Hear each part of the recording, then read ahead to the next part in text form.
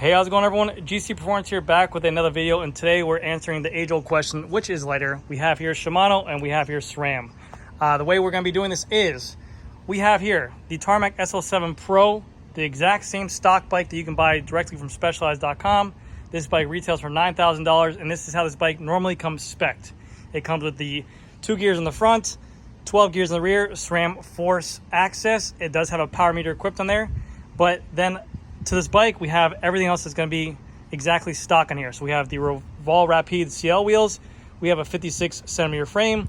We have Revol Rapide 42 centimeter bars with Supercast bar tape, a 100 millimeter Specialized Tarmac SL7 stem, the SL7 seat post with no cutout, which is stock from factory. And then we have a Power Pro saddle here as well with titanium rails and carbon body. Tires are exactly the same. Tube length are exactly the same. Rim nuts are exactly the same as well. So we have clear cap, everything to the T is exactly the same. There are a little bit of differences, which I'll talk about in a second. And then over here to the left is the exact same bike. The only thing that's swapped out differently is the group set. This is a new Shimano 12-speed group set, 12 gears in the rear, 2 in the front, Shimano ULTEGRA 12-speed, but compared to that, a 56 centimeter Tarmac SL7 Pro frame, exact same color wave. The exact same seat post is the exact same stem, the exact same bar, the exact same Supercast tape from Specialized as well. Same tires, everything. So I got a chance. I had a customer. We got 3 of these bikes in. One sold, another one sold. We have this one built up on the floor for stock, and then we have this one which the customer wanted built up with ULTEGRA Di2 on there. So I said, what a great opportunity to see the differences of weight. Main differences between these two bikes is that this one right here, the Force AXS, does come with their own Quark power meter built into it. So this one does have a power meter included on it. Whereas the Shimano ULTEGRA, because no Shimano cranks are out pretty much for consumers to buy, unless you buy on an eBay or something like that, Shimano is very hard to find a included power meter on there. So right now, there's no power meter on this bike. And then also the gearing on here. This is a 4835 tooth chainring, and that is a 1033 cassette. This is a 5236 chainring, and it is a 1134 cassette. So keep in mind, this is pretty much similar to the same spec size components or cassettes. That's the largest cassette they make for a road, which is a 1033. That's the largest cassette they make for Shimano, 1134. That is a mid-range, or considered a mid-range cassette for the crank of 5236, and this is a mid-range cassette considered for the SRAM Force a 4835.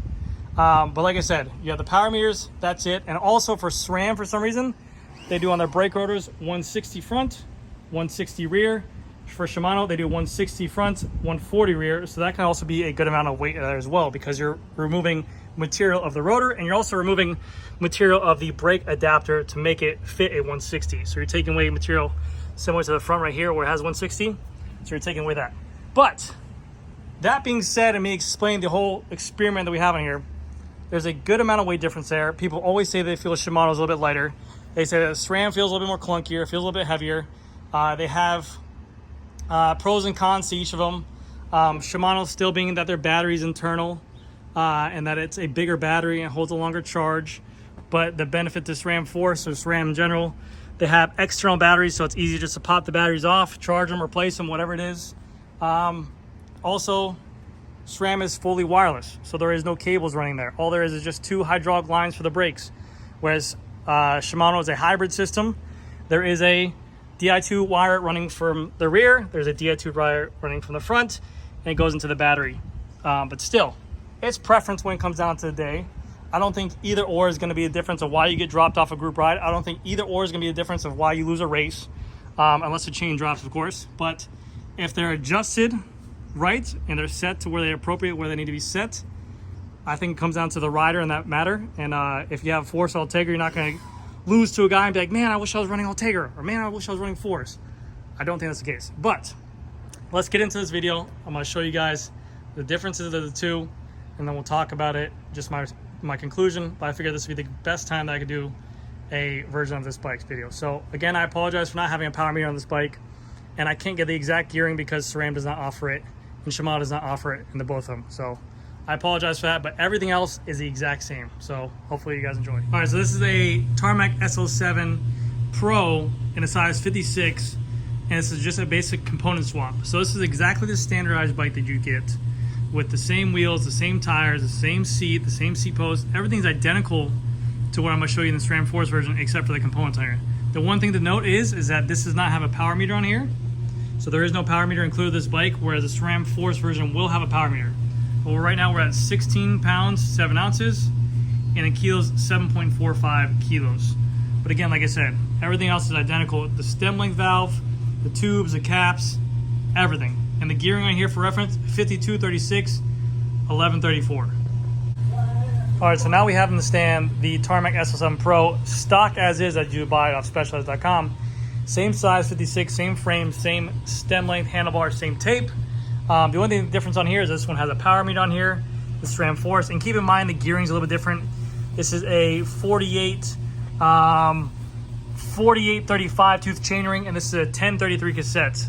But we're at 17 pounds, 2 ounces, and then in kilos, 7.77 kilos. So that is the difference between the two identical group sets, between SRAM and Shimano, being at the same or similar current price point of them too. All right, so keep that in mind. And there we have it. So, as you guys saw, the Shimano bike was lighter. It was lighter by pretty much almost a half pound, a little bit more than half a pound. And again, there are some things to account to that. You have the smaller rotor in the back without the adapter. I would love to see a weight of this being 160 and that rotor right there, or that also having an adapter as well to kind of compensate for weight. The weight difference, it doesn't seem like a lot, but I'm not gonna lie to you, when I lift up both bikes side by side, the ULTEGRA to me, I don't know if it's just mentally, feels